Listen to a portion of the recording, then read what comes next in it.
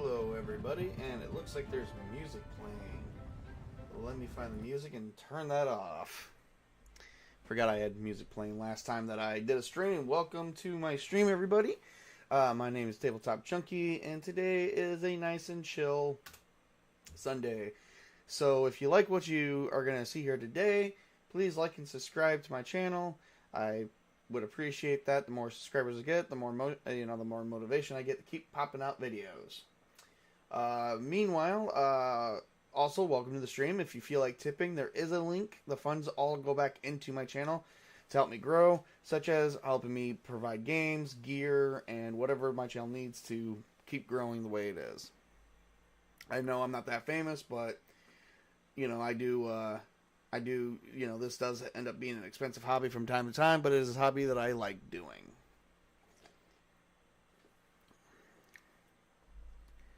All right, so,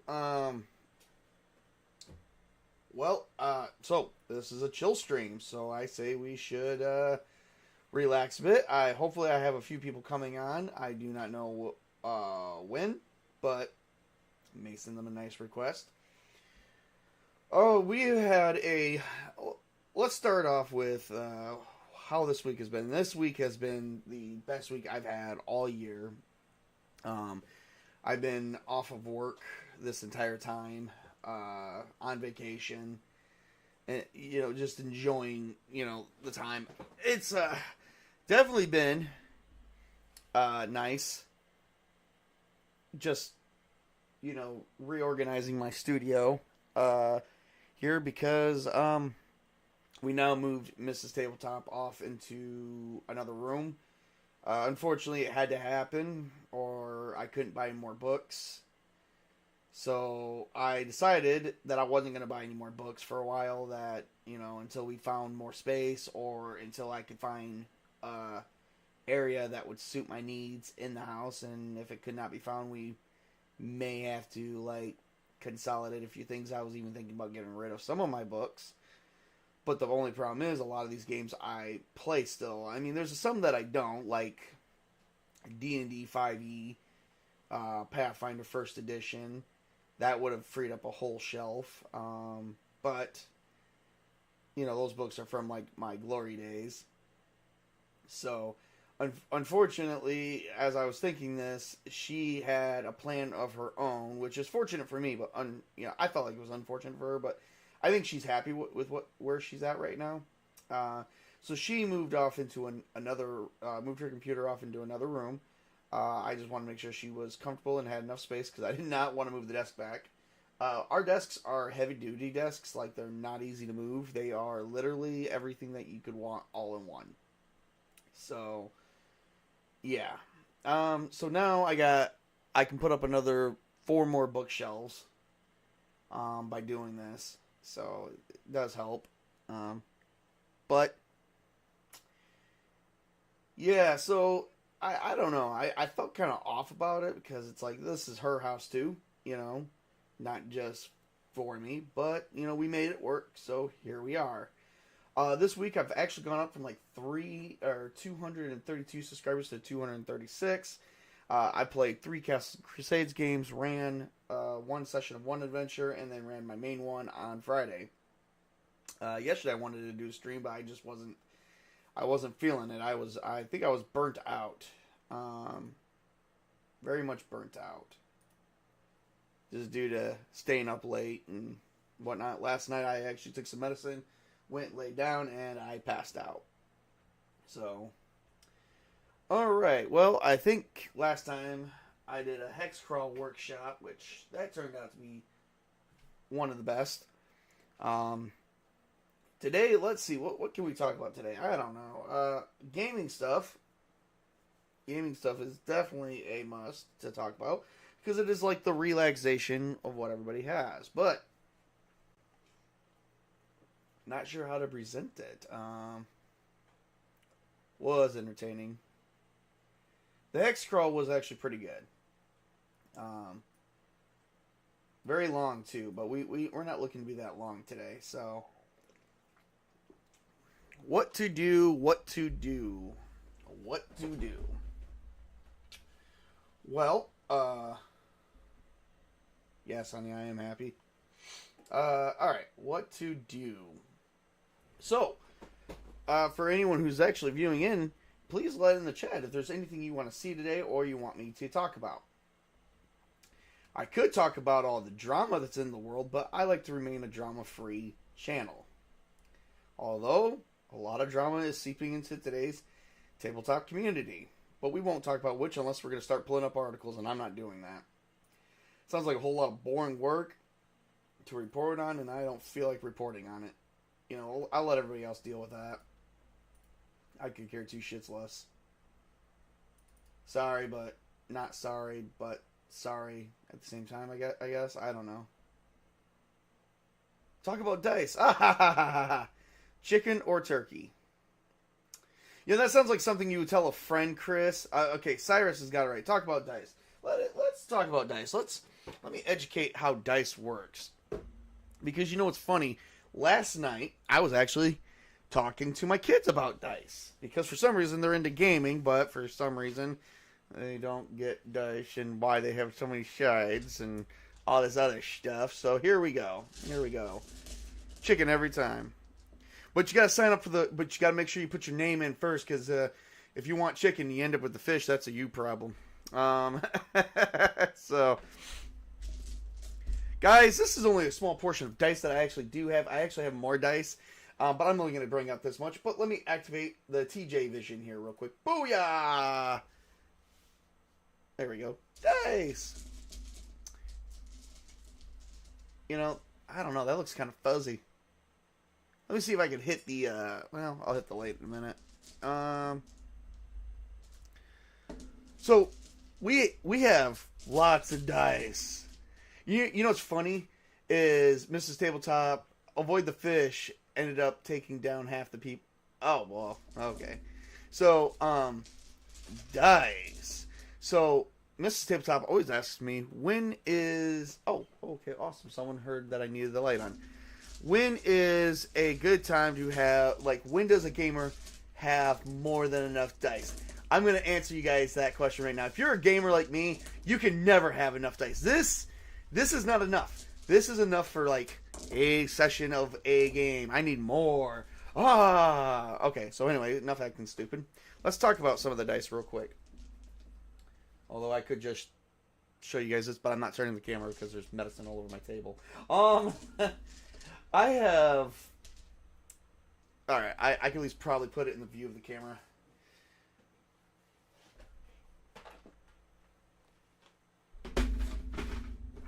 As you guys can see, dice. That's Star Wars Edge of the Empire dice. Fate Core dice.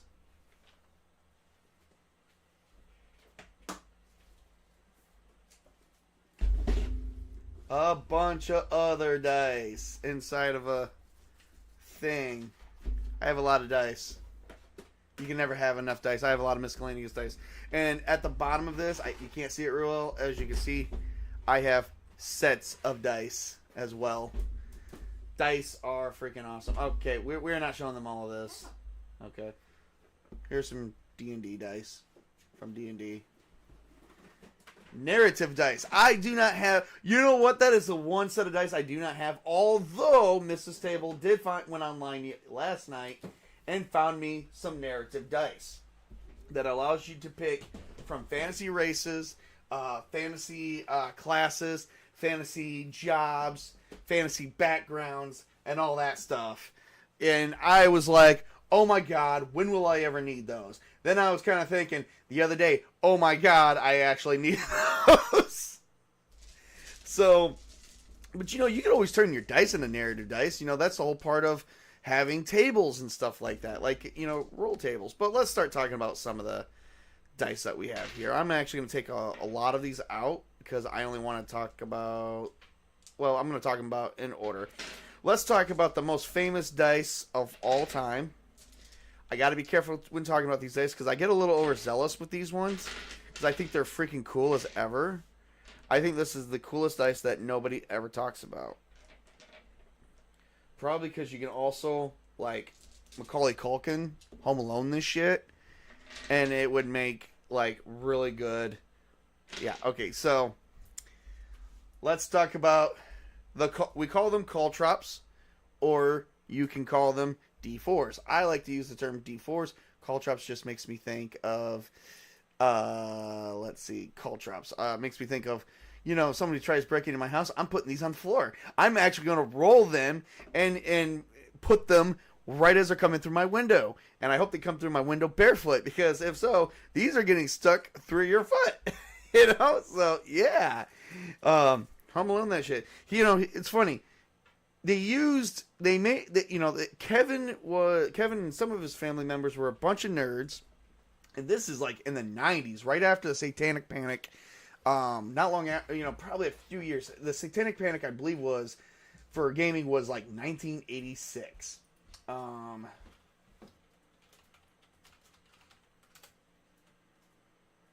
So literally 4 years after that, they had him put down bulbs from the Christmas tree where somebody was stepping on them. It's like, why do that? You could just use these D4 dice. So, D4 is not really used for very much. Just cumulative damage. Not even, unless you got to chart your roll D4, you can't. Maybe I'll make a chart where you have to roll a D4 or multiple D4s. I think I also rolled multiple D4s for monster generation too. Like, how many monsters are you going to take on? 7. That's a crap. I got a 3 and a 4, so that's crappy. Well, for the players anyway. So, these dice aren't really used for much. Just merely make a quick roll, and boom. Sometimes they are also the hit dice. Sometimes class's hit dice might be a D4. I think as my halfling, I have a hit dice that's a D4. And I rolled and I only got a 2. So, I play halfling for Ironcasters OSE. Hopefully we'll get to start that up soon. Because I actually do that. So yes, Tabletop Junkie does get to play games. So D4s are, usually hit dice or usually damage. Usually unarmed or weaker damage. Then we're going to upgrade to the next most common dice of all time, which is the ones I have most of course. Actually, I don't even know. I have another one. We'll get to talk about that in a little bit. Let's see here. Think that's all of them. Nope. One was trying to get away. Alright, D6s, which is the common. Classic Magic user only has D4 and several classes and acts. Oh yeah. And I believe, let's see here. If I'm not mistaken, in Castles and Crusades, wizards are also D4.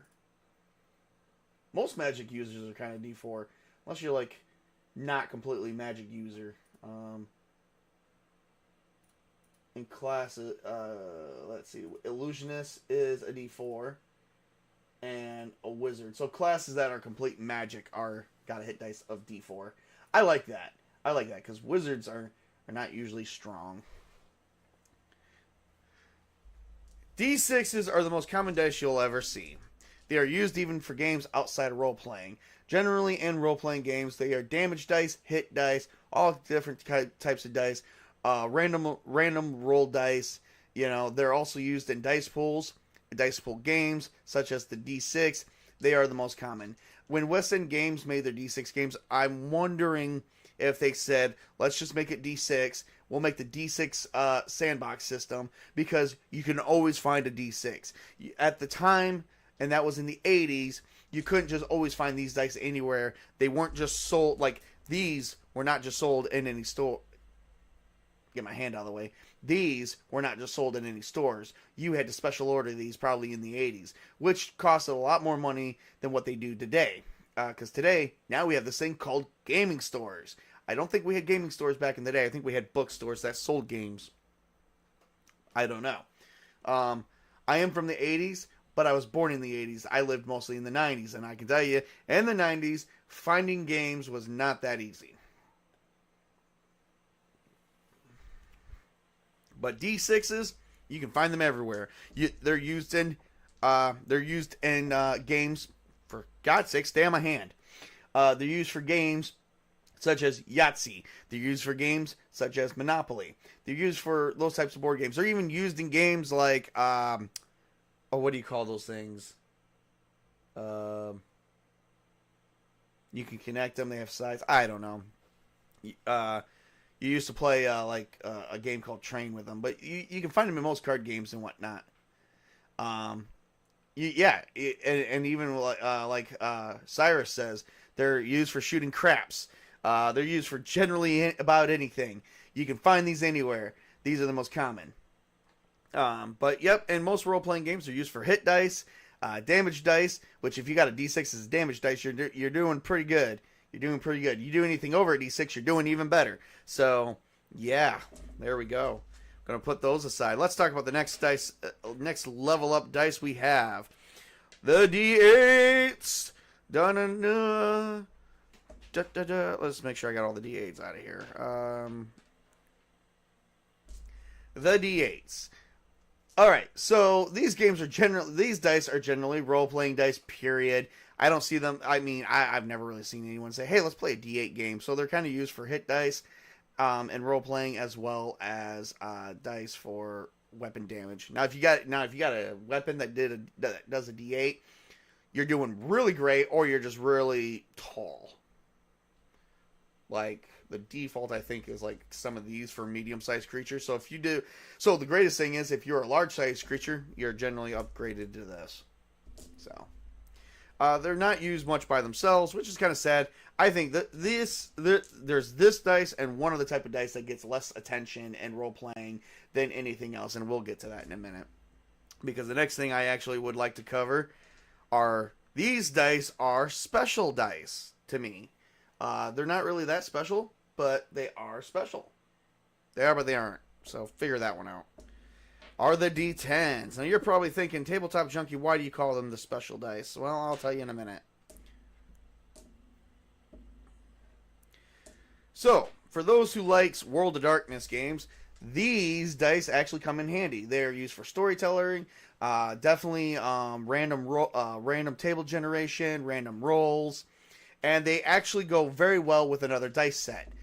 There's actually multiples where multiple games that actually uses D10s, such as, like I said, World of Darkness is one. What else? Mostly, there's World of Darkness and also Eden Studios.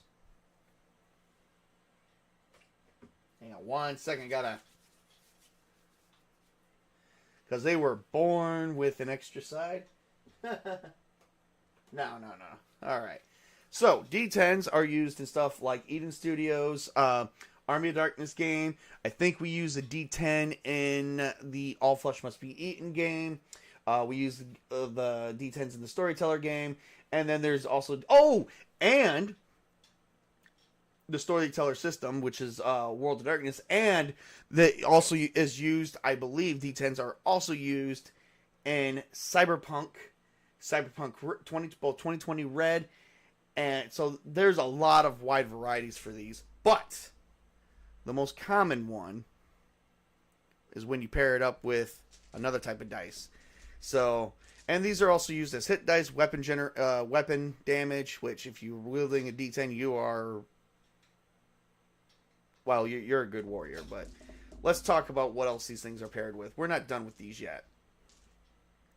Everybody's been waiting for it. I keep seeing you guys in the chat. Percentile. Yes. So we have another type of dice, which I only have 3 of. I don't know why. There's this D10. This is a D10, but it's a double-sided D10. It's also known as the 10-10s dice, and it's not known as... Now, everyone says, they're also percentile. No. These are D10s or 10-10s dice, which means they go from 0 to 90. All right? But they are called percentile when they're with their partner. Now, this is...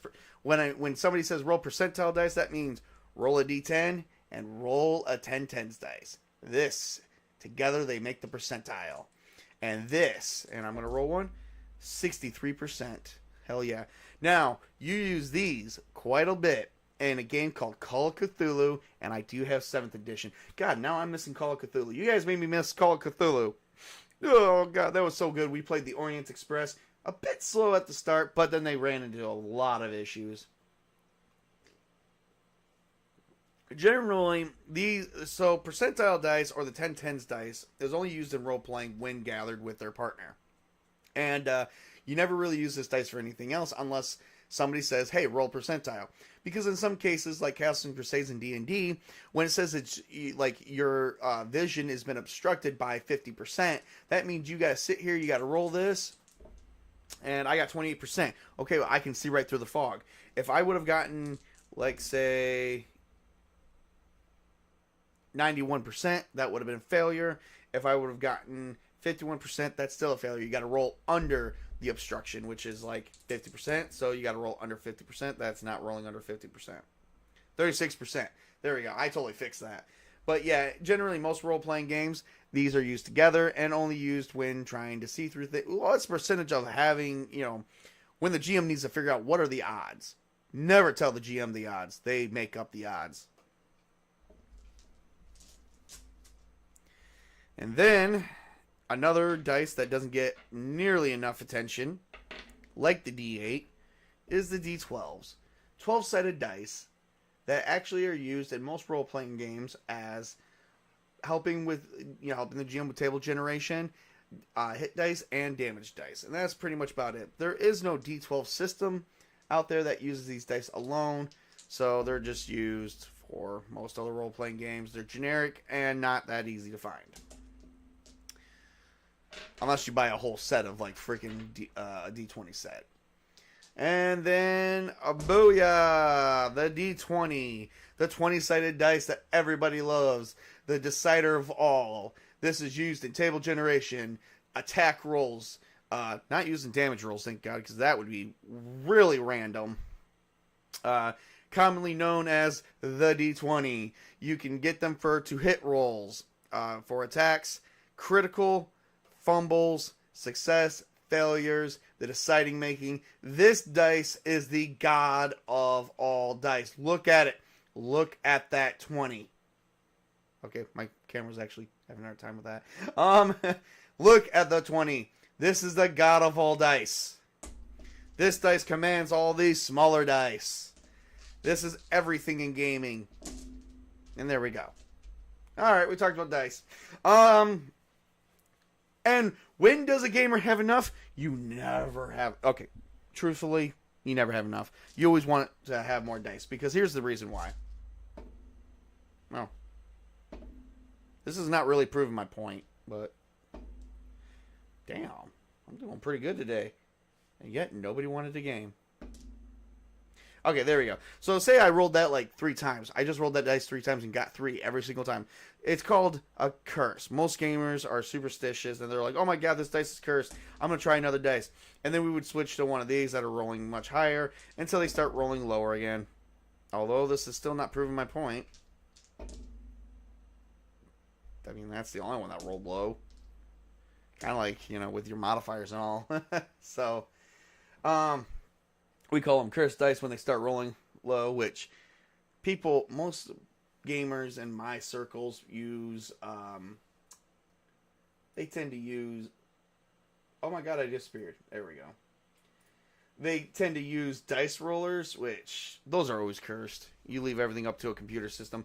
A computer system is only as good as the program probability of rolling. It's still not rolling. There's no motion in the wrists.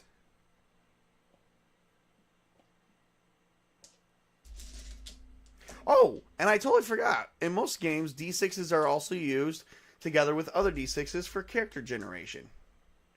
Daggerheart uses D12. I've never played Daggerheart. I should look that up next.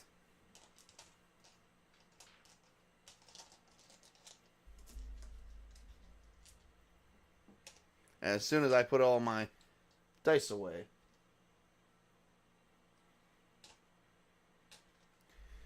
Bum, bum, bum. Still putting away all my dice. Okay. The only crappy part about having a lot of dice is it takes a minute to put everything away. Because you can't shove it all in there. Because the bag's only so big. What about the dice I sent you the other day?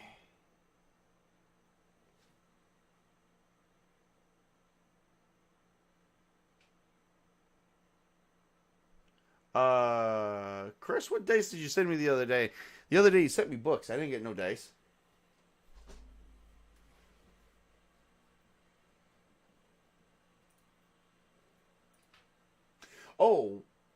I think we were talking about on Amazon. He was showing me some dice. I have to review those again.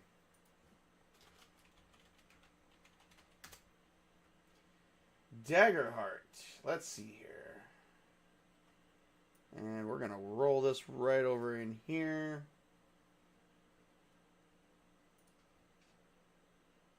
That will do, sir. Alright, let's do a screen share real quick. And let's take a look at Daggerheart by Darrington Press. Oh, and Chris, feel free to jump in here.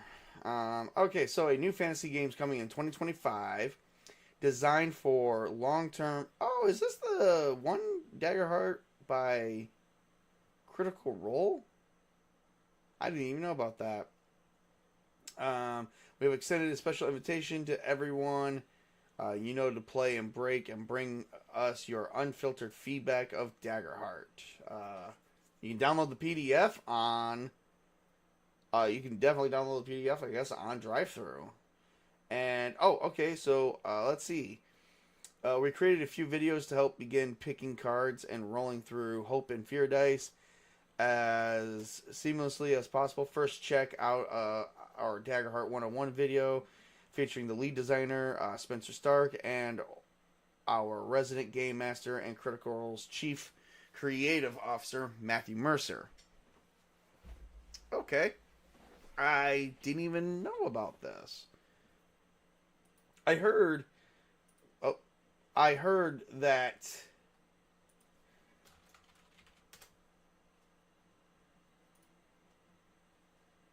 I'm checking out some things real quick.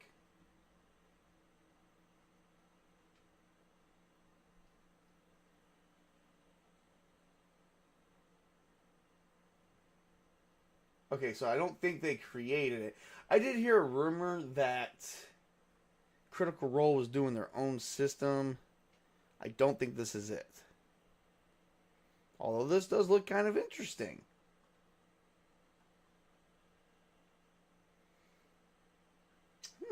Guess that is something that we will definitely have to take a look at and talk about at a later time because I need to know more. I need to know more! And I don't want to see you guys see me flip through pages and whatnot. Chris, get your ass in here. I don't know what you're doing in the damn audience. Alright. Let me take a quick... So I've been rambling on for 30 minutes. Just chilling. I need to stretch. Let me take a quick 5-minute break, get something to drink. Let's see if I can gather Chris to get his booty in here. And we'll figure out some things we can talk about on this nice chill stream.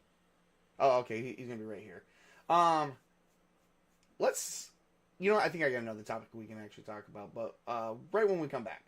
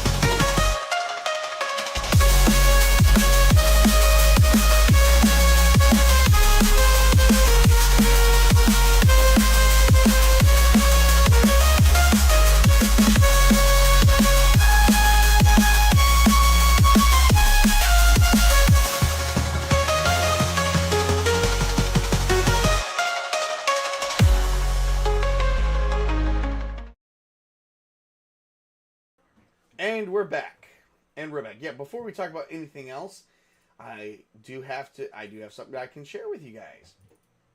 And now I know what Chris was talking about. Booyah! Oh, dear Lord, that is horrible. This was a really huge picture. So this is called a dice spinner. And it's on Amazon. It's a $60. It's real metal. Not sure how I feel about that, but, you know. So apparently you look at your side here and it goes D4, D6, and D12. And you spin it and it comes up with the numbers for all of them, depending on, I guess, where you're spinning and where you're trying to look. Because, see, I'm trying to figure out how do we get it to look at the middle D6? Because it looks like you got an arrow that points to the D4, and it says, oh, you rolled a 2. And then it's got the D12, there's an arrow pointing down, and it says, oh, on the D12, you got a 12. I'm not sure how that works. But I do see that these things are kind of new coming out nowadays. I'm pretty sure there's probably some adjustments you can make on the trinket. It looks like a very nifty device. I actually do like it, but not enough to buy one. Because dice for me is like $10, $15 to have a decent regular dice. I'm not spending $60 on something like that I may only use very, very much like one time. Very steampunk. Yes, I do agree with that too. So, and Chris is here with us.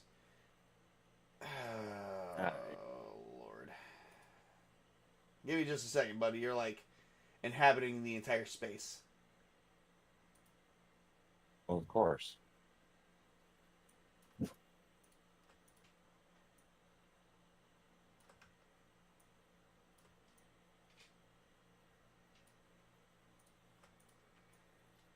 We'll get him fixed up, everybody. Or at least get me fixed up, and then we'll fix him up.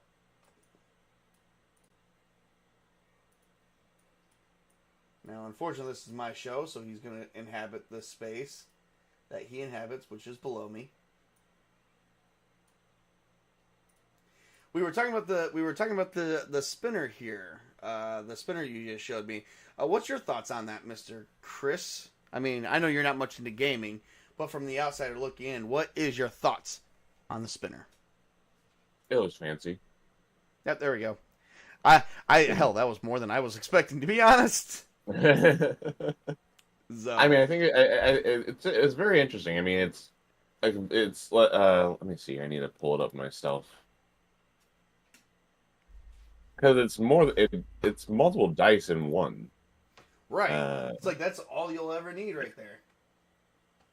There's also others on the other side as well. Oh, yes. Yeah, I figured it was double-sided. Yeah, 7 and 1. Nice. Okay. Fair enough. So on the other side, you have D20%, 10%, 10 percentile, and D8. All right. So, yeah, I guess it would be worth to buy if you want to. I just don't see it worth to buy because instead of buying basically one set of dice that you can spin around, or you could buy like 6 of those. You could buy like 6 sets of dice for the price of that. But I do kind of find it very unique. So I think it's pretty I mean, cool. if you're a big professional of this kind of stuff and I don't know, have constant tournaments with friends and stuff like that, I guess it would be interesting to have and kind of show off. Actually, honestly, yeah. I mean, one of the things is I always wanted to like make like when I first started making my Discord server and whatnot, I wanted to have like hundreds of people on there just wanting to play games, and that's it. Like, no politics. We like maybe formulate controlled play or a league, and basically, and in gaming, a league is generally something is how. So there was the Pathfinder League years ago called Pathfinder Society, and basically I think it was also used. I didn't get to participate in the Pathfinder Society events, which was kind of sad. And basically it's like whatever your characters did to the world affected it, and you would send your sheet in to the gaming company that made Pathfinder, Paizo. I don't know if that's correct, but like this is what I heard, and I did know about it. You would send that in, and basically, however those characters they would choose, come up with like all the different outcomes that all the characters did, and they would pick which ones to help shape the world of Glorion going forward, and how they shaped each and everything. Which basically, they're using characters' feedback, people's feedback, to shape the world, shape the world that they help create.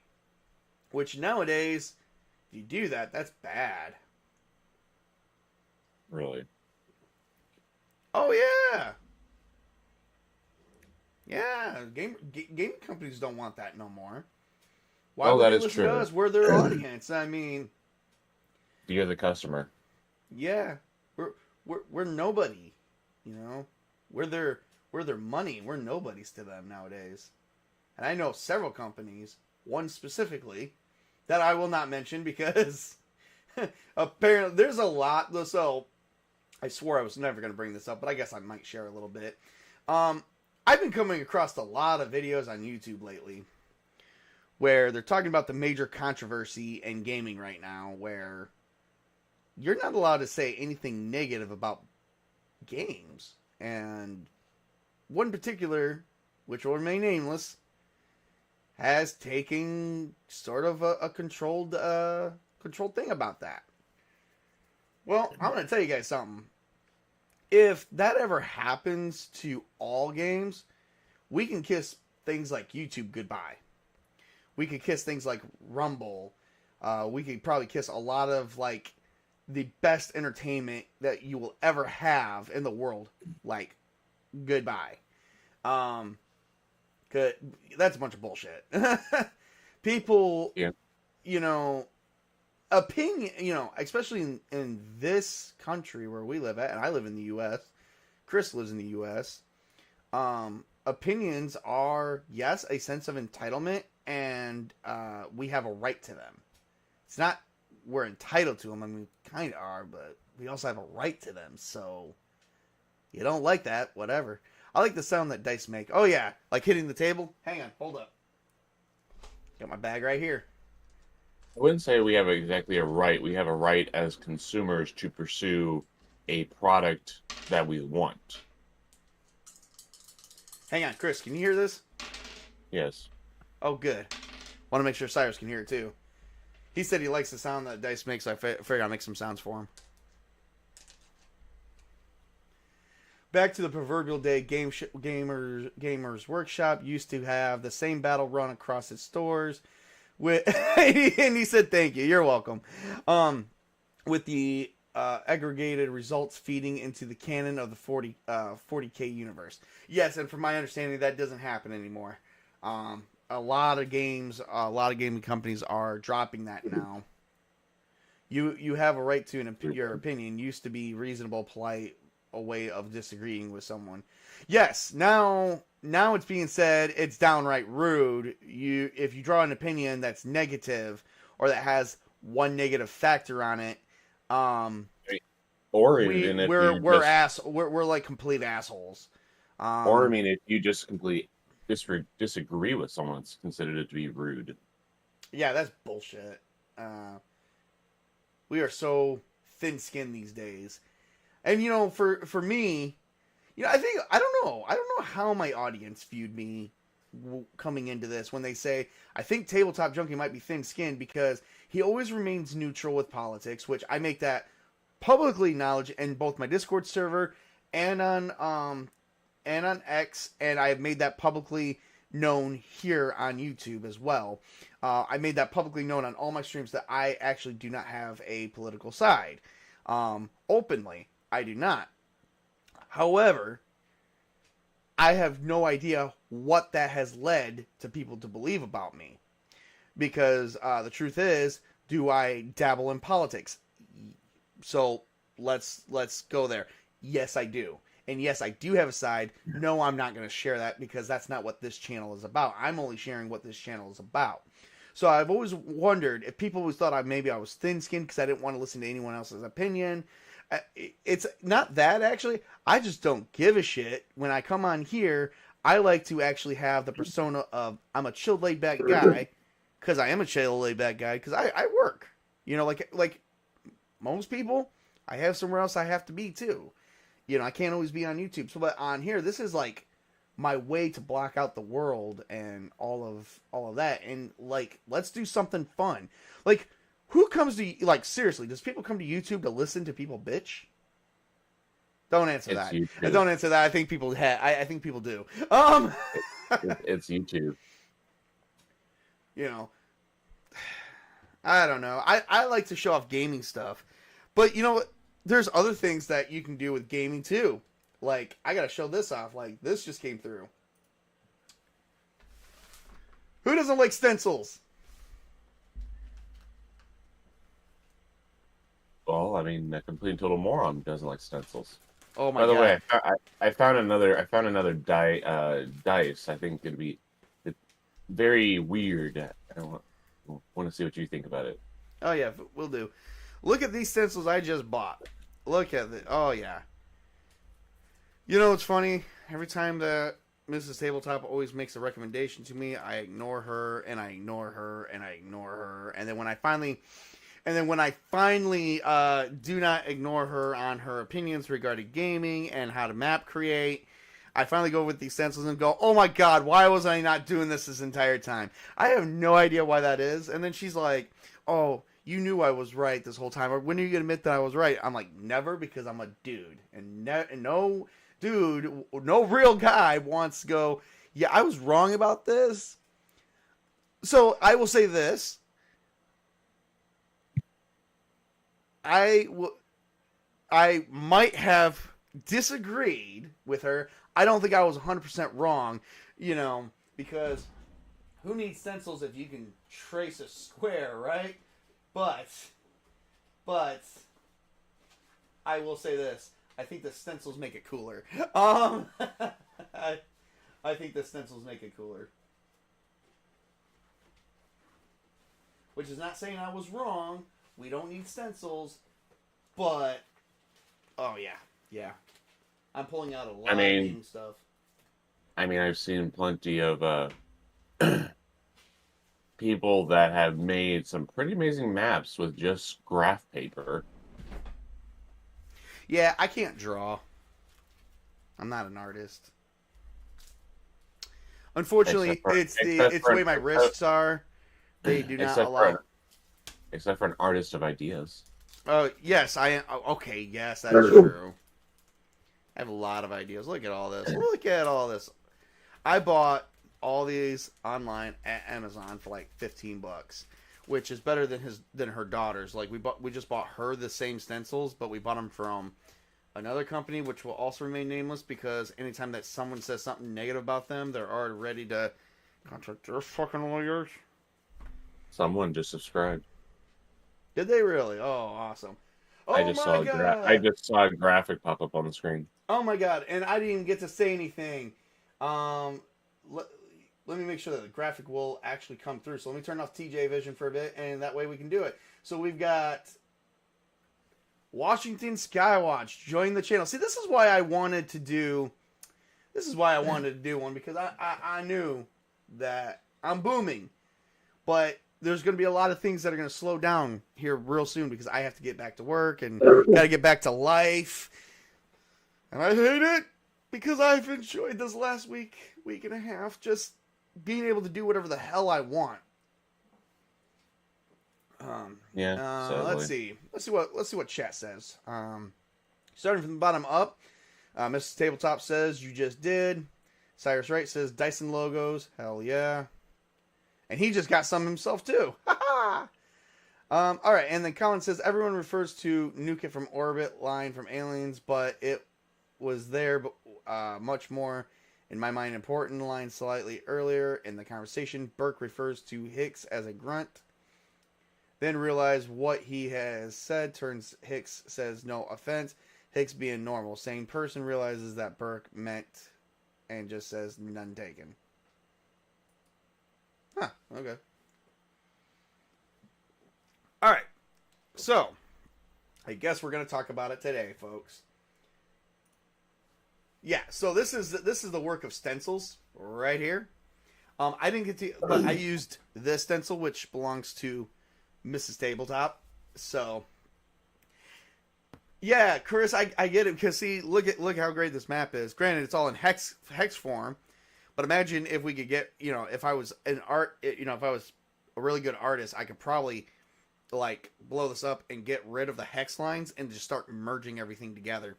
This would look like one kick-ass. Oh, I could probably actually do that online. Come to think of it, come really good with paint. Never mind. I'm getting ahead of myself. But yeah, stencils is very freaking awesome. And oh boy. Squares. Uh-huh. Solid. But the only thing is, we have to find some way to laminate it, because then we won't get to use it a second time. Office mats. Yeah. Well, now she's going to laminate a big poster board map for me. Yeah. Now there's other ideas. Even though I have maps too, which we will talk about in just a minute. After I find the right freaking stencil I want. Jeez. Oh, I think this is it. Either this one.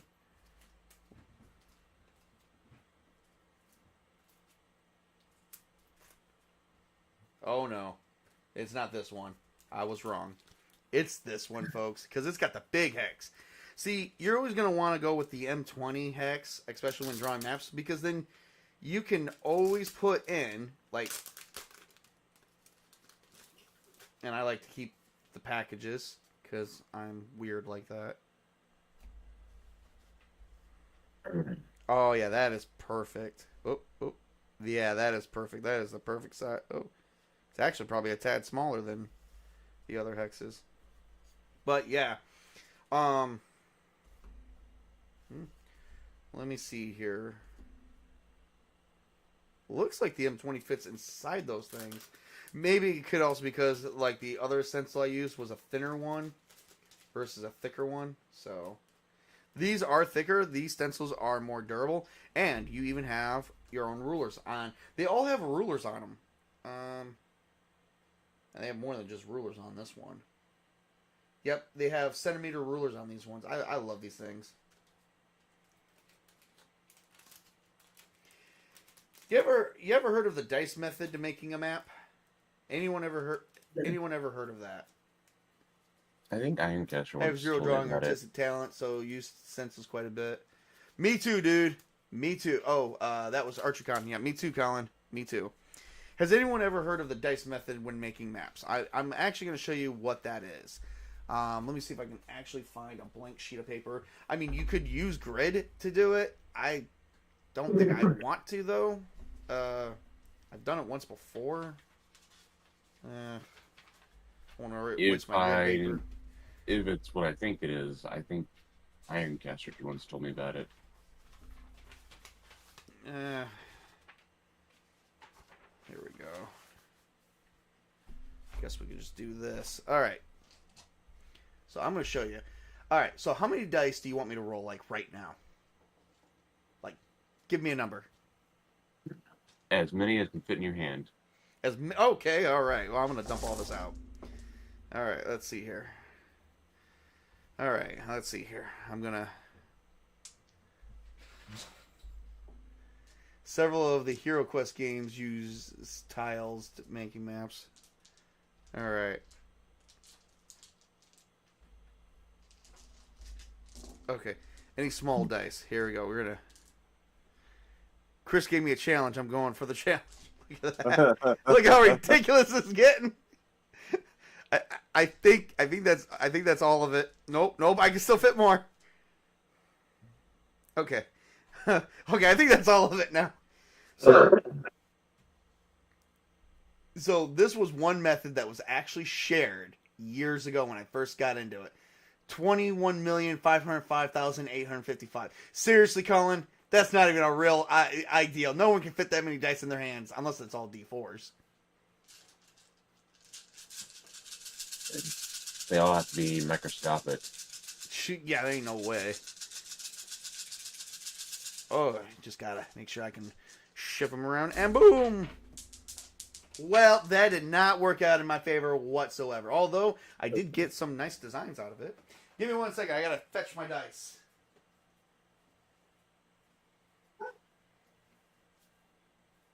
Someone ran away. Someone was like, "Fuck Junkie! We're out!" Okay. Well, hopefully that's all of them. I think only 2 ran away.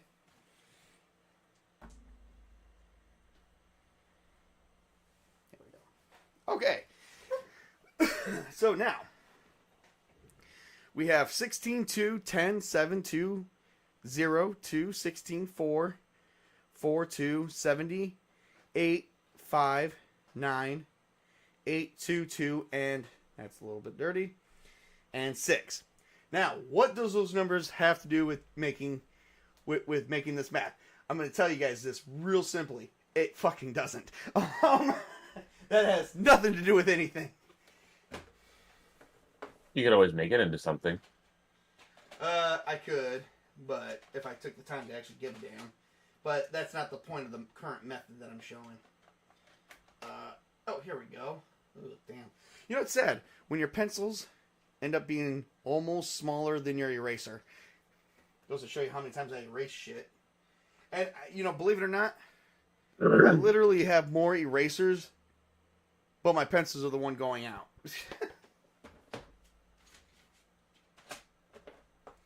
Means I don't erase very much, huh? Nope.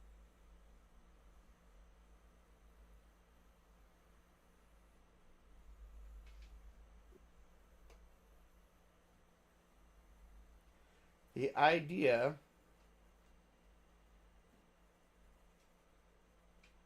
is to stay as tight-knit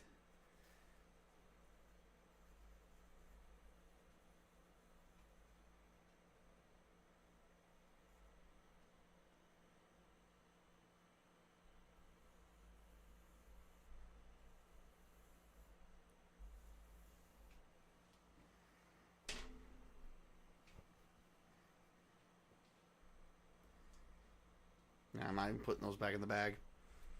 Then you just remove the dice. And booyah. About 4 land masses, and the rest of this is ocean.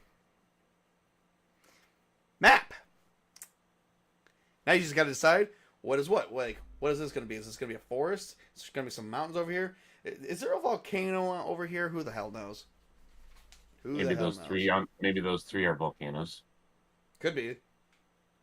Which is why the landmass looks so janky that it does. This looks like something you would show an insane person and saying, "What do you see?" Well, I see myself going insane. So.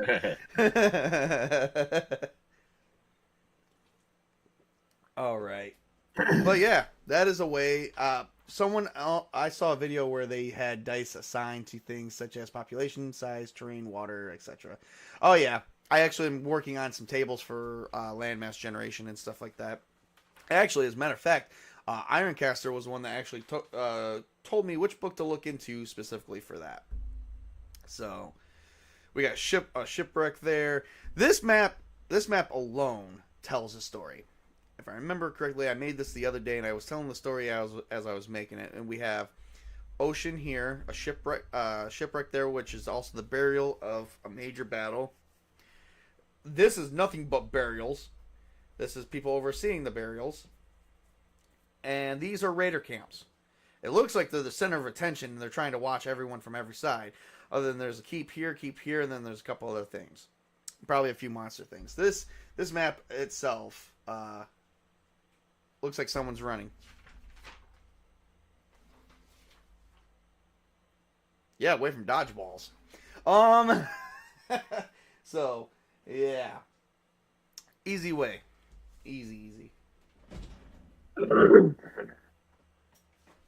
Maps are important in tabletop gaming.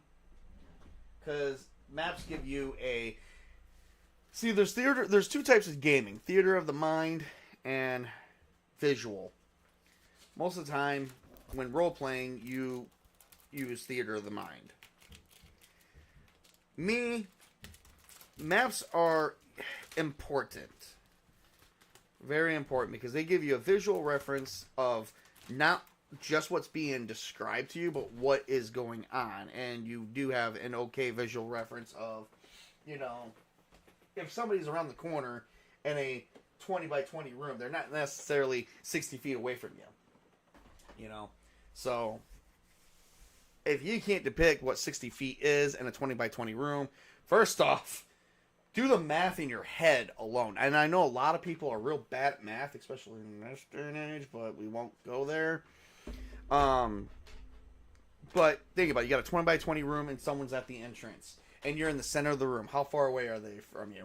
Very easily. 20 by 20, and they're either 20 feet or they're 30 feet away at best. When somebody in the theater of the mind says, well, I think at the entrance, maybe down the hallway a little bit, I'd say 60 feet. I'm like, if you're in a 20 by 20 room and you're in the center of the fucking room, okay, it's probably 30 feet into the hallway. And if they're a little bit down from that, that means they're 30 feet or 15 feet from the door. So you got 4 squares, because in a 20 by 20 square, and this is just basic math. If let me see here. Let me get a piece of paper, actually. Damn, and I just put all my stuff up, too. All right, but basically, you have a square that is 20 by 20, right? But the only way... But let's not use that kind of math. You know, the area is probably 20 by 20. So, if you're in the center of the room, that means you're probably 15 feet in, okay? You're probably, center would be 10, 15 feet. I'd say center probably be 10. Most of the time, it's easy to center someone in an odd shaped number. But think about it like this. If you're 10 feet in, and somebody is away from the door, but they're not necessarily in the doorway, they have to be 30 feet from you, even if you're 10 feet in, because you got to count 5, 10 feet to the edge of the room, because you're 10, so 10 feet there, and if they're 30 feet from you, that means they're down the fucking hall. Especially if you count 10 feet, as 10 feet as 2 squares instead of 1. Even if you count 1 square as 10 feet, okay, and you're in a room and you're only 10 feet in, you got to go 10 feet back, which you're at the door, and then you're additional 2 squares away from that. Regardless of which, the person's not near you to do any damage or even to probably shoot an arrow. Not to mention, you're also shooting the arrow down the hall. Now, let's say there's someone in melee range of you. Fireball doesn't care. No, Fireball doesn't care anyway because it explodes upon impact. That takes up a radius. Or you can just shoot it. I think you shoot it in a cone as well. So you just got to make sure you get part of the fire going down the hole. And it doesn't matter if the walls catch it, because you still got part of the fire going down the hall 60 feet away from you. That's different. I'm talking if you're shooting an arrow into a hole, down a hall, that could be a dark corridor, probably even further than you can even see, that's going to be a bit of an issue. That's what I don't get about some people with theater of the mind. They're literally sitting there trying to figure out if you moved 2 squares in there, and let's say, or even say this. I enter the room. I go to the center. How far am I away from the door? Easily 10 feet out of 20. Okay? And then, yes, and Archer's right. On a 20 by 20 room, you're no more than 10 feet from any wall. That is correct.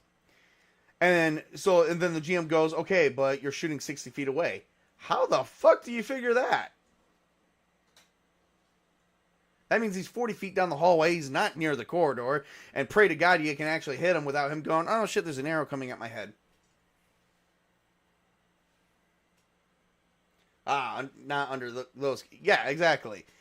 I find it funny in some cases that you can't visually see something.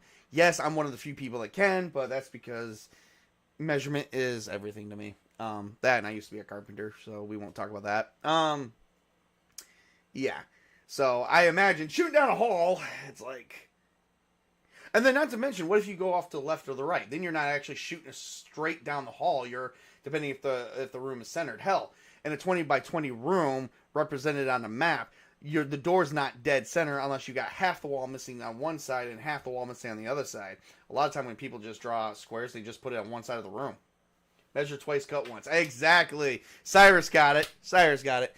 So it just ceases to amaze me that visual concept can't be easily seen with theater of the mind when, quite frankly, it fucking should be.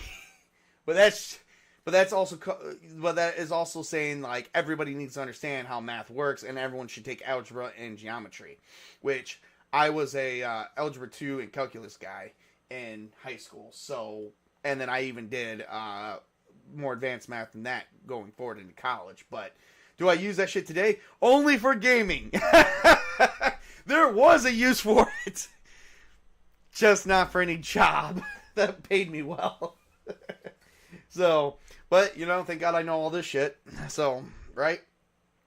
Maybe I should bring out one of my favorite maps, the vinyl map of all time. But I don't know if you guys are going to be able to see it very well. I suppose it would depend on where in the room the door is and the corridor layout is and long hallway. Well, yes. But if you got a damn good GM, sorry guys, got to go. Catch you later. Okay. But I'm going to say this too to you as well, Colin. If you have a good GM, they should automatically know that before asking.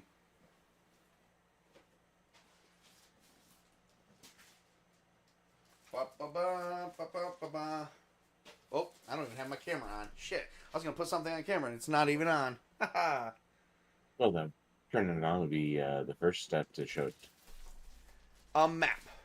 This is one of my biggest maps of all time. It is 34.5 inches by 48 vinyl. And it's dry erase. And it has both squares and hexes on it. I'm not going to take it out because there's nowhere I can open this up at where you guys will be able to see it. But if I want to, I could use a map. Now, Junkie, why would you use a map if you have no pieces? Easily. Medium-sized creatures fit in the square. Large-sized creatures takes up at least a square or two in, you know, or at least takes up 4 squares. That's easy to actually discern, and I actually make those things on my own. I actually do have a few somewhere, but I can't show you. So I make my own miniature tokens. I did it for the kids. Okay, let's see. Got a couple. All right. Well, we got just a little bit. You guys heard me ramble for an hour and 5 minutes. Let's take another quick break real quick. And Chris and I will cover a few things. What do you think of the round zone play area? Like a circle?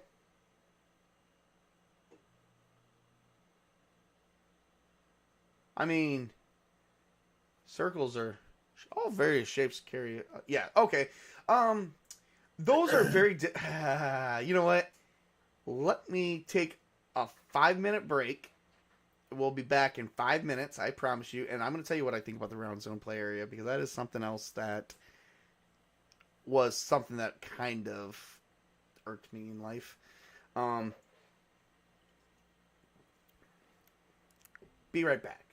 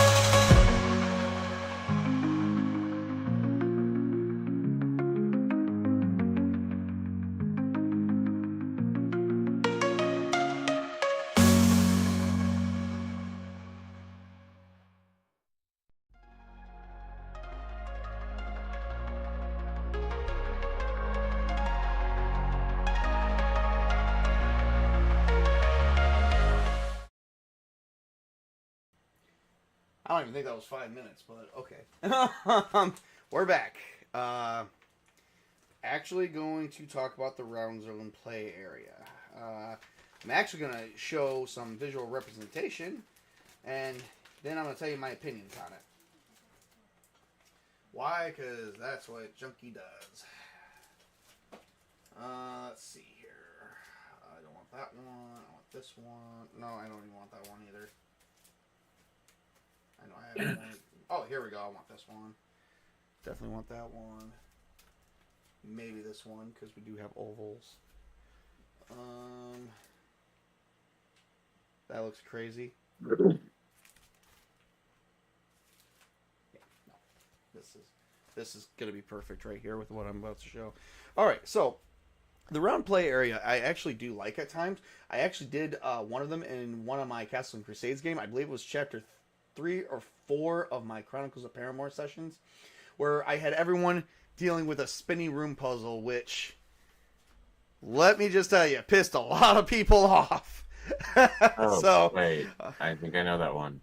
Yeah, you guys got stuck in a spinning room session, and then Colin wanted to examine a door. Yeah. And we spent 3 hours just examining that door. He was very upset by that too. Like, he wasn't like upset. He was upset with what he did because he was just very curious.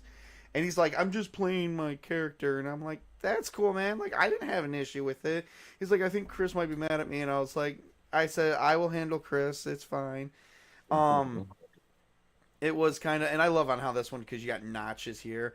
So I'm actually going to make a round. There we go. All right.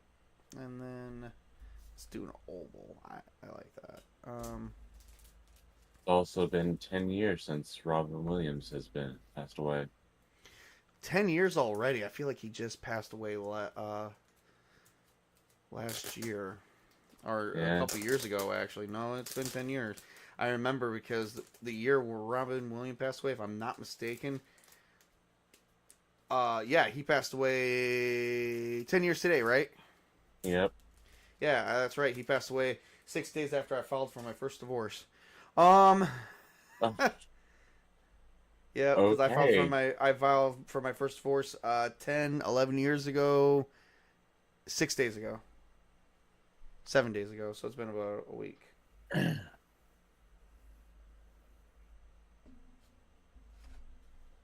Okay. So, round room playing. Very, very, very simple. People don't think it's simple. It is very simple.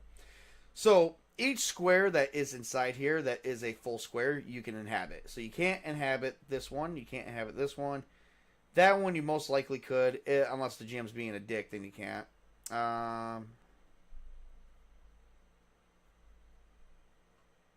These, I'm not even going to put an X in because it's so goddamn tiny.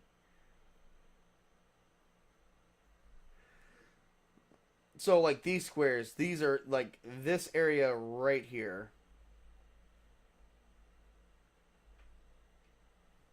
Try to... Like, you even place walls.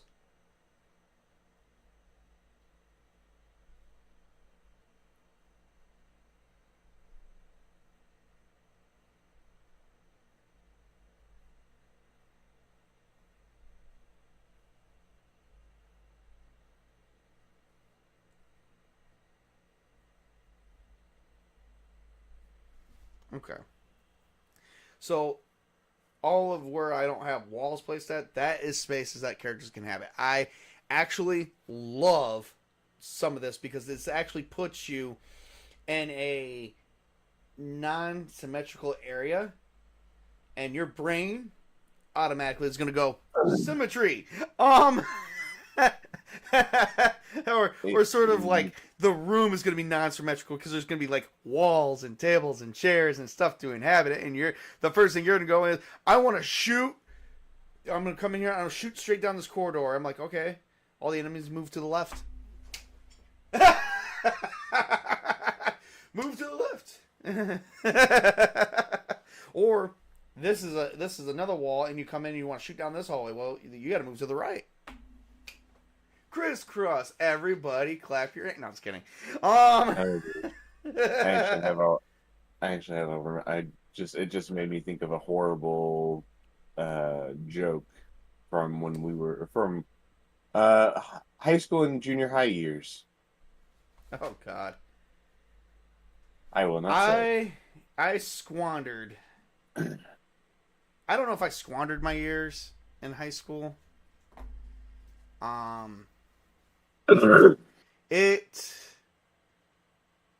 was known as the outcast, and I didn't make many friends, but I think a lot of people wanted to be my friend, and I didn't.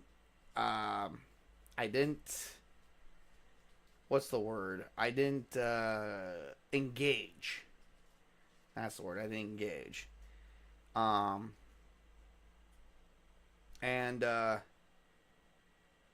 I'm not sure what to call that really, because it made, like, after I graduated high school, I felt very weird. Probably because I spent most of my time there and whatnot. Actually, I like oval rooms a little bit better than perfectly circled rooms. Junior high, I actually made a lot of friends, and then when I went to high school, I actually didn't make a lot of friends because I changed from one high school to the other. And this looks like a fucking elephant. This is literally an elephant stencil. I have no idea why I'm going off on that. I just realized there's the trunk, there's the fucking feet. This is a goddamn elephant or a fucking hippo. So yeah, it's an elephant. yeah, what the fuck? I mean, that is either an elephant or a hippo. So okay. So with that said, let me get back to my subject here. I literally my graduation, as I walked down the aisle, received my diploma, and said goodbye to everybody, which for some reason throughout high school, you didn't talk to any of these people. But then after you're graduating, all these people want to talk to you. So I had, I will never forget this one moment that I did have, which made me feel good about myself, but made me feel like I need to have more confidence in myself. Oh, yep, not a problem. Later there, Mr. Wright. Yep, so I had the head cheerleader, the head of the cheerleading squad, who I found out now is a major, I think she got into law. Really? Wow. Oh, yeah. Well, she was very smart. And she came to tell me that I was one of the smartest, one of the smart people in our grade, and that's what she thought about me. And then, but what she really wanted to ask was there something about her that I didn't like? Because I guess at one point she tried to get my attention, and I blew her off. And I guess that bothered her, because this was our senior year in high school. And she said she knew who I was, because we were in the same grade. She knew who I was through 9th, 10th, and 11th grade. But she said there was something about our senior year that attracted her to me. And I said, you had an attraction? She's like, yeah, you could have asked me out. I would have went out with you. And my response was, I wasn't a jock. That was when I learned as a person, you should not label or stereotype something, because when you do, because in high school we had this thing that jocks and the cheerleaders dated, and we left that alone. And that was something that's been going on since the 70s and the 80s, and even the 90s. And I graduated in early 2000s. So she was part of the reason why I started thinking a little bit differently. Because I always took it as, she's the head of the cheerleader squad. She doesn't want nothing to do with me. Turns out on graduation day that none of that was true. She actually would have given me a chance in hell. And I was like, since then I'm like, man, I passed up dating a pretty hot girl. Probably not someone who I would probably still be with today, given the fact that I kind of have a different career choices than she did. But that's what life is about. Like, I look at life and gaming. You was wrong about me, though. Yeah. I was wrong about you, too. That's stable. We're not going to talk about that. Mrs. Dable and I have actually known each other. I actually known her longer than I knew that girl. I knew Mrs. Table back when we were kids, but we went to two schools I went to were very, very different. And one I actually turns out one I was actually very popular in. I didn't do anything for it, but damn. But that was when I started learning, like, you should never judge books by the cover, in which I was not a real judgmental person even then. But that's why now I'm so, like, hard up on certain things. Like, I try to focus on, the positive and versus the negative. And yeah, I could have dated the captain of the cheerleader squad of my grade, and she was a very beautiful woman. Just, Mrs. Tabletop, you're a very beautiful woman too. Just all the girls I met, she's Mrs. Tabletop is the best though. Well, she can deal with you. Yeah, she can. But I like to think and see, that's the other thing. I could have just gotten with her. I just could have just gotten with Mrs. Tabletop. Her and I probably would still be together today, even if we would have dated over 20 years ago. Which that would have saved me a bunch of like thousands of dollars on divorce cases. Because I have two of those. It's and word of advice for some of you guys out there. Even if your divorce is amicable and it's just an agreement and you just want to make the marriage license disappear, a judge is going to find out how to rob one of you of all that money. I'm sorry, but for me, having my first divorce was actually fine. We just wanted to make the marriage disappear. I don't fight with my first ex-wife at all. I do have contact with her because she's also the mother of my son. But they still took close to a few $1,000s from me just to make the divorce case happen. And the thing was, we weren't fighting. We just wanted it to disappear, but I had to still pay a couple $1,000s. My second divorce was worse than that. Which I won't go too much on about, was worse than that. And I actually had to fight that one. That one was crazy. Because that was just nuts. And I kind of finally, I could have ended up, like, I count my blessings every day. Because I could be in prison right now for some of the things I said. But I'm not. Because my first thought was, but I'll tell you basically what the point of it was. Why the hell am I fighting and paying out more money for a divorce case when I never even had kids with the woman? That was my main, that was actually the only point. And 10-1 is just what the state wants. It's how the state wants to handle it, Because it's like, it made no sense to me that I had hardly any assets with it. I had hardly any assets with this woman. See, my first marriage, I had assets, I had cars, I had houses, I had money, and we had to figure out how to divide all that up. And it was actually pretty simple. We also had debt, so it was actually pretty simple. Give me the money, I take care of all the debt, or something like that. Basically because, and in the end, I ended up broke.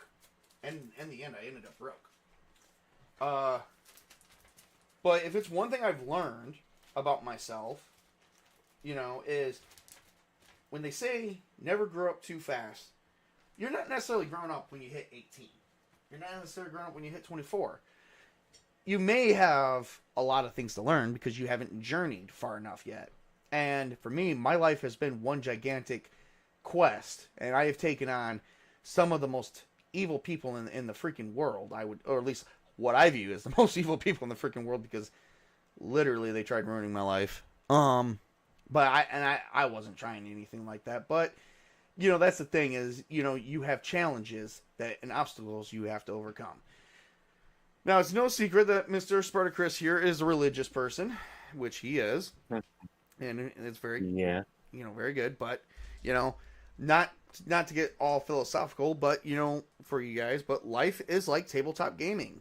Only it's for real, and you have to make your choices carefully. Yes, in tabletop gaming, we don't care what choices we make sometimes. We just want to go with the route that's fun. And that will provide a lot of story and stuff like that. But in life, you don't really always think that way.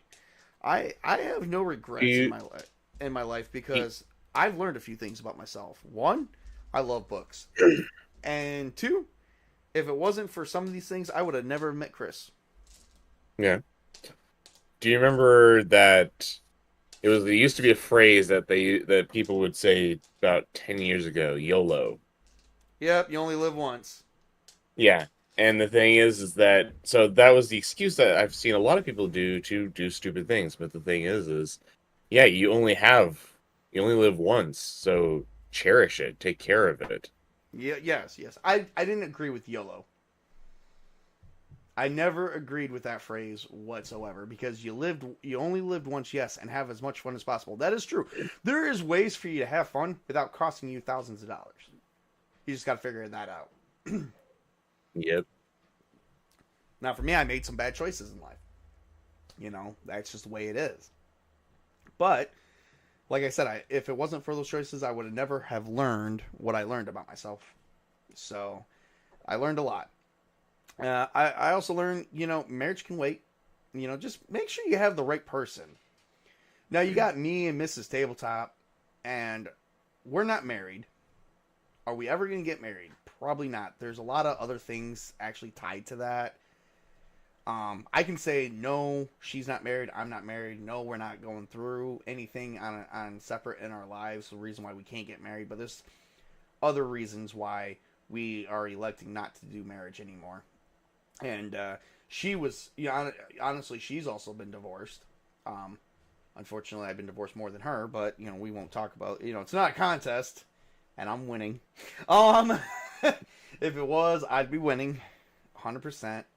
But at the same time, she just learned that it may not have been for her either. It's one of those crazy things we can't explain. You had to be there to see it and go, that's why those two are the way they are. So, and honestly, we are enjoying our life as it is. And I hope to God this does not attract some of those people like, well, you'll enjoy your life more if you got married. No, I don't think we would. I don't think that would have any effect on how much we enjoy our lives. Because everything we do now, we do together. And she supports my hobby as well as I support hers. And I spend a lot of money at that, so we are literally partners, and I'm okay with that. So, Well, I mean, the whole point of marriage is it's basically the ultimate commitment. yep. It's But the no, but nobody you looks at two- it. Nobody looks at it like that anymore either. We have lost our way in this country. We No, but, really yeah. have, and it's not just this country; it's all countries. We've lost our what. Marriage used to mean something to a Western lot of people. It civilization. means jack shit now. It's all about money. Just like dying is all about money. Now I do like what I think it was Hungary. Hungary they did something quite clever, which is that if you have 4 kids or more, your income tax would be void. Well, at some point, either do that or I think don't we have that here in our country as well? No, I don't think so. Huh? Maybe it's something else I'm thinking of. Because I actually heard that from somebody else too, and I heard that that's what they're doing to them, but I'm not sure. Maybe it was another reason why. I don't know. Life is that's the other thing. Life gets confusing. This is why gaming is important. It's always important to do game. Oh man, I got new followers and stuff. Oh my god, I got a lot of new followers. Wow. And all right, so there's that. Let's see here. Let me check one other thing real quick. I was just checking to see if I had any messages or anything on X or Twitter, whatever you want to call it, and I got a bunch of new followers there. What did I get for? Oh, I still only got one new subscriber. Once again, let's give a warm welcome to Washington Skywatch here. One more time. Yes, Washington Skywatch. Thank you for joining the channel, sir. You'll have fun. I just wanted to sit and chill or do a game or something today because I was seeing my numbers, and I've never like my YouTube numbers are up, my Rumble numbers are getting up there too, because I do both. But it just I have not seen them up this high in ages, but that's because life got in the way and I had to deal with that. But hopefully now going forward, we'll be able to, keep going still. This Friday we do have Mechton Zeta. I do have to get with Chris. There's some things. I totally forgot that I have to make a character with Chris for Mechton Zeta. Time is short. Time is short. You guys gotta enjoy time when you can. All right, and then we also got a movie. Glad I gave you the ideas. Yes, you give me a lot of ideas. We are getting ready to review. We are getting ready to review The Return of the King, or view Return of the King, which is kind of one of my favorite Lord of the Ring movies. I think I don't know. Out of all of them, I think I like. Out of all the Hobbits, I like the second Hobbit the best. And out of Lord of the Rings, between the Fellowship, the Two Towers, and Return of the King, I think I like the Two Towers more. Or not the Two Towers, the Fellowship more. I might. I don't know. I don't know. I could be wrong about that, but we will have to see. All right. Well, I think it is a good time as any to stop the stream. And, Chris, I mean, is there anything you got going on this week, my friend? Nothing really planned. So, yeah. Show up for Friday. Yeah, there we go. We are going to be premiering our game, the first campaign. I'm kind of doing an Origins campaign, which is not really going as well as I hoped. I think I'm running out of inspiration there. My inspiration for the campaign 1 was Gundam. Still is Gundam. We're going to do more Gundam. So, yeah. All right, well, we went over dice and opinions on gaming and stuff like that. This was fun. So, other than that, we do have so one thing that I'm going to report is we're approaching the Halloween season. We've got, what do we got? We officially got 3 weeks left. Well, we've got more than that. Technically, the Halloween season doesn't start until October 1st. But for us, we are actually going to do 13 weeks of Halloween. Which means Halloween is going to engulf September and November. I don't really care for Thanksgiving. I don't know about you guys. I mean, I do give thanks, but I give thanks every day. Not just for Thanksgiving. So, it doesn't really mean much to me. Plus, I probably have to work. So, that's so fun. Yeah. Christmas I get off, though. Christmas I do care about. But that's why it's only going from September to November. We are going to do World of Darkness, and yeah, we got stuff we got going on. So much to do, such little time. Yeah. But that's why we're going to take a break from Castles and Crusades for about 6 months, and then we will return 6 months later. Hopefully, well rested, well with fresh full of ideas of what we can do, what our characters can do, and stuff like that.